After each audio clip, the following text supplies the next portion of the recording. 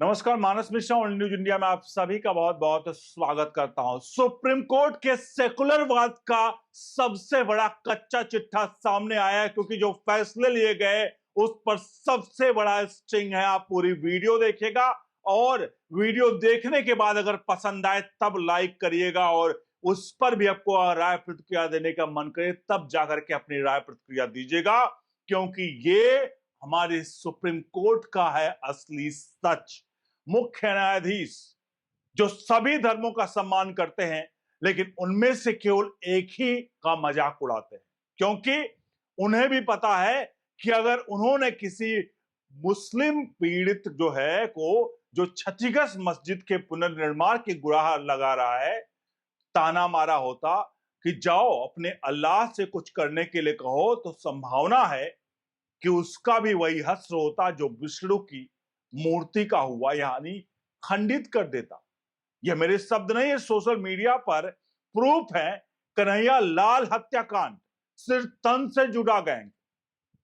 हिंदुओं को गाली देना, उनका मजाक उड़ाना आसान है, वे उल्लंघन करने वालों का सिर नहीं काटते। लेकिन इस घटना से आपको यह विश्वास ना कर लेना कि सुप्रीम कोर्ट ने पहली बार हिंदुओं के खिलाफ कार्रवाई कर रहा है।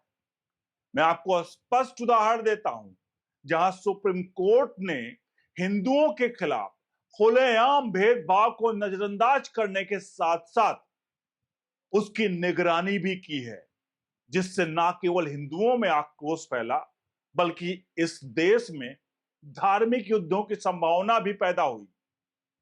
याद करिए, कश्मीरी हिंदुओं के खिलाफ 1990 में हुए आपराधिक मामलों को फिर से खोलने से सुप्रीम कोर्ट ने इनकार कर दिया। सुप्रीम कोर्ट ने कहते हुए इनकार कर दिया कि बहुत समय बीत चुका है।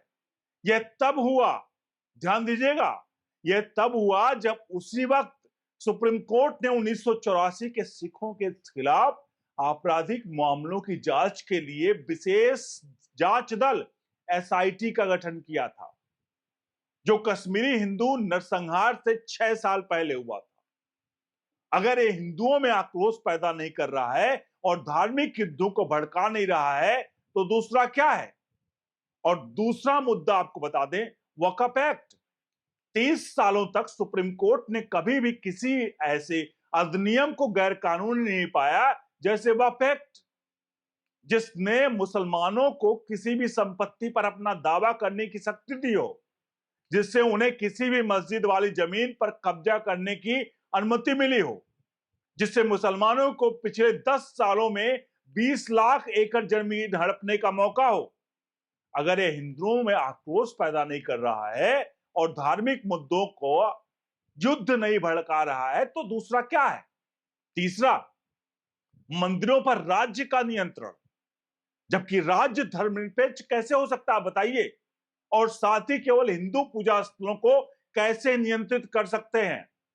सर्वोच्च न्यायालय समानता के हित में, जिसे वो इतना महत्व देता है, राज्य से मस्जिदों को मंदिरों की तरह नियंत्रित करने के लिए क्यों नहीं कहता? अगर ये हिंदुओं में आक्रोश पैदा नहीं कर रहा है और धार्मिक युद्धों को नहीं भड़का रहा है, तो क्या है?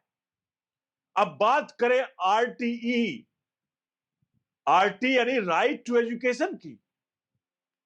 आपको बता दें, सर्वोच्च न्यायालय जिसने शिक्षा के अधिकार अधिनियम को 93वें संशोधन के साथ जोड़कर केवल हिंदू संचालित स्कूलों को ईडब्ल्यूएस में 25% आरक्षण देने के लिए बाध्य किया। मुस्लिम या ईसाई संचालित स्कूलों ऐसे दायित्व के अधीन नहीं है। इसका कारण हजारों हिंदुओं जो संचालित स्कूल हैं उसको बंद करने के लिए मजबूर कर दिया। अगर यह हिंदुओं को आक्रोश पैदा नहीं कर रहा है और धार्मिक युद्धों को नहीं भड़का रहा है, तो क्या है? क्या यह व्यक्ति की स्वतंत्रता है? सुप्रीम कोर्ट ने नूपुर शर्मा पर इतनी बेरहमी से क्यों हमला किया, सिर्फ इस्लामिक धर्म ग्रंथों का हवाला देने के लिए, जबकि उदित टाइलान जो है खुलेआम घूम रहा है हिंदू देवी देवताओं पर अभद्र टिप्पणी करके। कई हिंदू देवताओं की नग्न पेंटिंग बनाकर कला की आजादी का तबका लेकर घूम रहे हैं लोग, और आप इस्लाम के खिलाफ किसी भी भाषण को नफरत भरा भाषण कहने में जल्दबाजी करते हैं, लेकिन हिंदू धर्म के खिलाफ नफरत भरे भाषण को अभिव्यक्ति की आजादी कह देते हैं। अगर ये हिंदुओं में नाराजगी नहीं फैला रहा है और धार्मिक युद्ध नहीं भड़का रहा है तो क्या है? छठा, हिंदू कर्मकांड।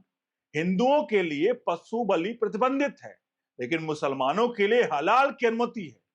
हालांकि दोनों धर्मों में अनुष्ठान है। अगर ये हिंदुओं में नाराजगी नहीं फैला रहा है और धार्मिक युद्ध नहीं भड़का रहा है तो क्या है?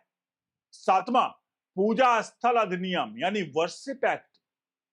सुप्रीम कोर्ट ने जानबूझकर पूजा स्थल अधिनियम को मंजूरी दे दी है, जो सभी धार्मिक स्थलों को 15 अगस्त 1947 की स्थिति बनाए रखने के लिए बाध्य करता है।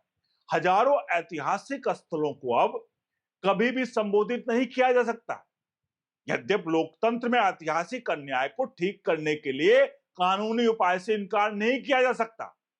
यदि यह हिंदुओं में आक्रोश पैदा नहीं कर रहा है और धार्मिक युद्धों को बढ़ावा नहीं दे रहा है तो क्या है?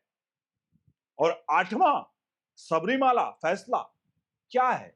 कई हिंदू मंदिर हैं जहां पुरुषों का प्रवेश वर्जित है, तो क्या यह भेदभाव था या कथित भेदभाव?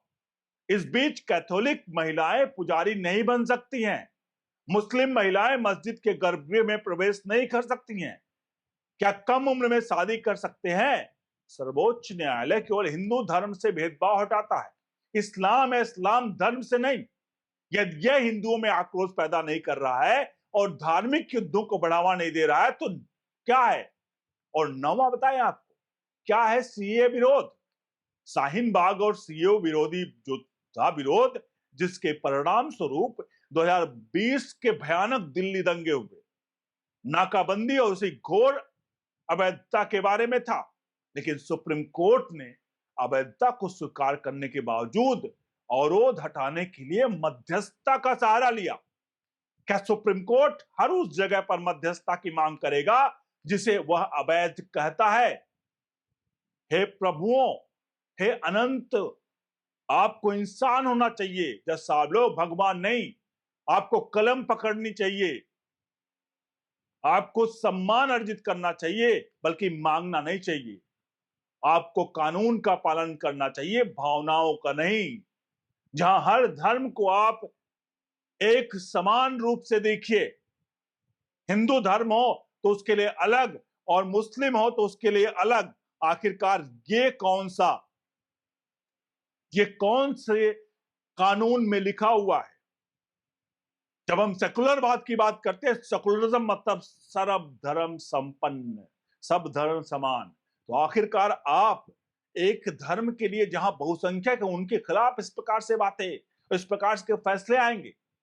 अगर वर्शिप एक्ट पर आज आप स्टे लेते हो तो 1991 में, माफ कीजिएगा, वक्फ बोर्ड पर आज आप स्टे लेते हो तो 1991 में वर्शिप एक्ट पर आपने क्यों नहीं कुछ टाइम के लिए, कुछ चीजों के लिए अमेंडमेंट कहा?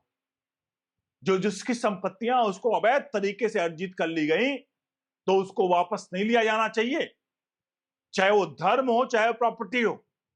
मेरे भगवान मेरी प्रॉपर्टी हैं, मेरे आराध्य मेरी प्रॉपर्टी हैं, और अगर मेरी प्रॉपर्टी, मेरे आराध्य पर अगर कोई जबरन कब्जा किया हुआ है तो आप कानूनी जामा पहना करके मेरे प्रॉपर्टी को, मेरे आराध्य को आप छू नहीं सकते हो।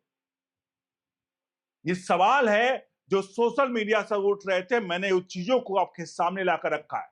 एक एक पॉइंट पर आपकी राय प्रतिक्रिया चाहूंगा और वीडियो को लाइक शेयर जरूर करेगा। अब पूछूंगा आपसे कि क्या आप कमेंट बॉक्स में अपनी प्रतिक्रिया दे रहे हैं, नहीं दे रहे हैं। बने रहे न्यूज इंडिया के साथ। बहुत बहुत धन्यवाद।